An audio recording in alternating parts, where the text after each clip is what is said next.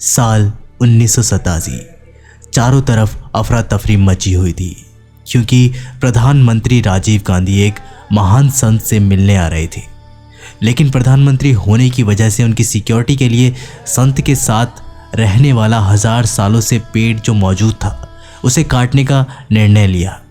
लेकिन उस महान संत ने उस पेड़ को काटने से मना किया। लेकिन जब वो लोग नहीं माने तो बाबा ने प्रधानमंत्री का मिलना ही स्थगित करा दिया। उनके पास रेडियोग्राम आया कि कार्यक्रम स्थगित हो गया है। कहा जाता है कि बाबा 900 सालों से बिना खाए पिए जिंदा है और लोगों के बिना कुछ बताए उनका दुख बता देते हैं और उनका निवारण करते हैं। तो आखिर कौन है ये महान संत जिन्होंने देश के पीएम का मिलना भी स्थगित करा दिया, और कैसे इतने वर्षों से वे जिंदा है और वो भी बिना कुछ खाए पिए?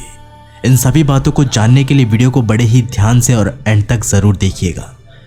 नमस्कार दोस्तों, स्वागत है आप लोगों का मंदिर लाइव इंडिया यूट्यूब चैनल में। अगर वीडियो पसंद आए तो लाइक, शेयर और चैनल को सब्सक्राइब करके बेल आइकन को प्रेस करना मत भूलिएगा। हमारे देश में न जाने कितने महान संतों ने जन्म लिया, लेकिन ये सिद्धि योगी शक्तियों से संपन्न देवरा बाबा है।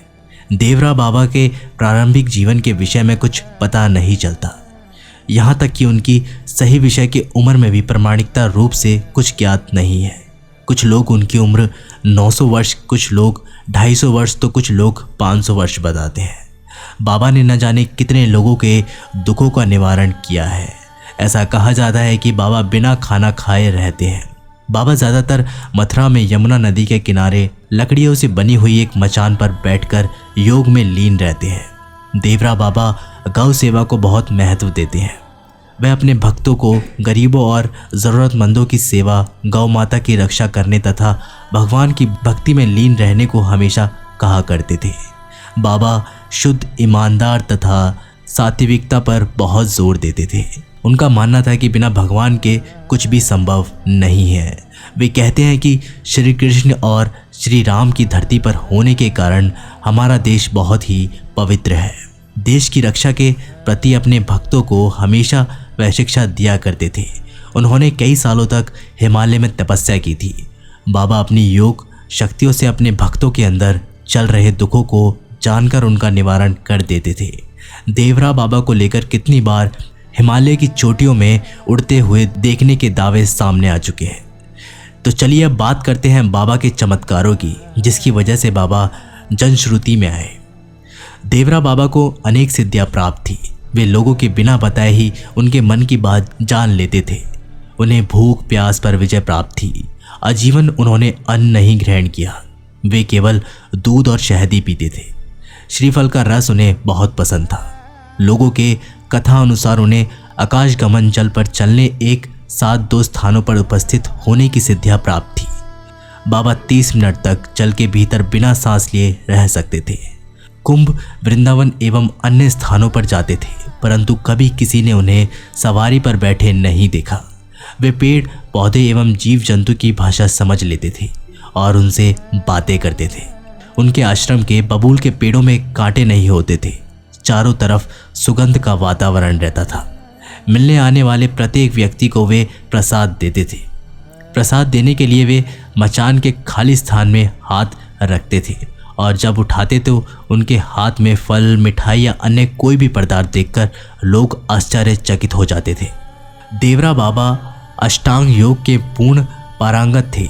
उनका जीवन चमत्कारों से भरा हुआ था, जिनमें एक का वर्णन 10 वर्षों तक उनकी सेवा में रहने वाले मार्कंडेय सिंह के शब्दों में इस प्रकार किया गया है। मुझे अच्छी तरह याद है और मैं वहाँ मौजूद भी था। सन 1987 की बात है। जून का महीना था। वृंदावन में यमुना पार देवरा बाबा का डेरा लगा था। अधिकारियों में अफरा तफरी मची थी। प्रधानमंत्री राजीव गांधी को बाबा के दर्शन के लिए आना था। प्रधानमंत्री का आगमन और यात्रा के लिए इलाके की मार्किंग कर ली गई थी। आला अफसरों ने हेलीपैड बनाने के लिए यहाँ लगे एक बबूल के पेड़ की डाल काटने के आदेश दिए।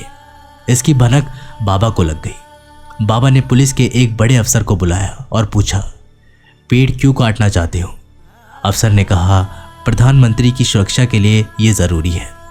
बाबा बोले, तुम यहाँ अपने प्रधानमंत्री को लाओगे, उनकी प्रशंसा पाओगे, पीएम का नाम भी होगा कि साधु संत के पास जाता है, लेकिन इसका दंड तो बेचारे पेड़ को भुगतना पड़ेगा। वह मुझसे इस बारे में पूछेगा तो मैं क्या जवाब दूंगा? नहीं, ये पेड़ नहीं काटा जाएगा।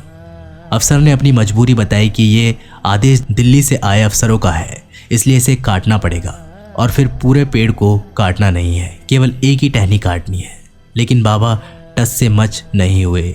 उन्होंने कहा, ये पेड़ होगा तुम्हारी निगाह में, लेकिन मेरे लिए तो ये बहुत ही पुराना मेरा साथी है, दिन रात मुझसे बातें करता है, ये पेड़ नहीं कटेगा। इस घटनाक्रम से अफसरों की दुविधा बढ़ती जा रही थी। आखिरकार बाबा ने तसल्ली दी और कहा, घबरा मत, अब पीएम का कार्यक्रम टल जाएगा। तुम्हारे पीएम का कार्यक्रम मैं कैंसिल करा देता हूँ। आश्चर्य की बात है कि 2 घंटे बाद ही पीएम कार्यालय से रेडियोग्राम आ गया कि कार्यक्रम स्थगित हो गया है। कुछ हफ्तों बाद राजीव गांधी वहां आए, लेकिन पेड़ नहीं कटा। यह बाबा का चमत्कार ही था। तो दोस्तों, आप लोगों को अगर ये वीडियो पसंद आई हो तो लाइक, शेयर और कमेंट ज़रूर कीजिएगा। तो मैं जल्दी मिलता हूँ आप लोगों से एक नई वीडियो के साथ। तब तक के लिए नमस्कार, टेक केयर।